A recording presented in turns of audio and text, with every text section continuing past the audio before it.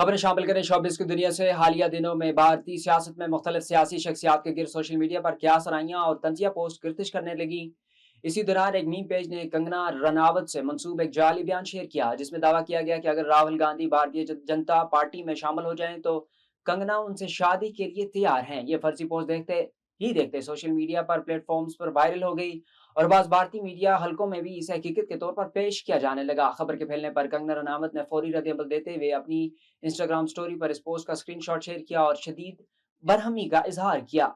और टूर के दौरान बड़ी तादाद में मौजूद मुजाहिरीन खालिस्तान के झंडे लहराते हुए सिखों और दीगर अकलीतों के हकूक के हवाले से आवाज़ बुलंद करते रहे, जिसके बायस दिलजीत दोसांझ ने अपनी परफॉर्मेंस आर्जी तौर पर रोक दी। वायरल वीडियोस में देखा गया कि दिलजीत ने सूरत हाल को काबू में लाने के लिए मुतंजमीन को मुदाखलत की हदायत दी। यह वाक़या ऐसे वक्त पेश आया जब कनाडा और भारत के ताल्लुकात पहले ही सिख रहनुमाओं के कत्ल और सियासी तनाज़ात के बायस कशीदा रहे हैं, जिसके बायस इस वाक़े ने मज़ीद तवज्जो हासिल कर ली। मीडिया रिपोर्ट्स के मुताबिक ब्रिटिश कोलंबिया के शहर सरे में वाक़ करीबी आउटलेट के नज़दीक फायरिंग का वाक़या रिपोर्ट हुआ, जबकि बाद सोशल मीडिया पोस्ट में दावा किया गया कि कपिल शर्मा और कैफे इंतजामियों को संगीन धमकियां मौसूल हुई हैं।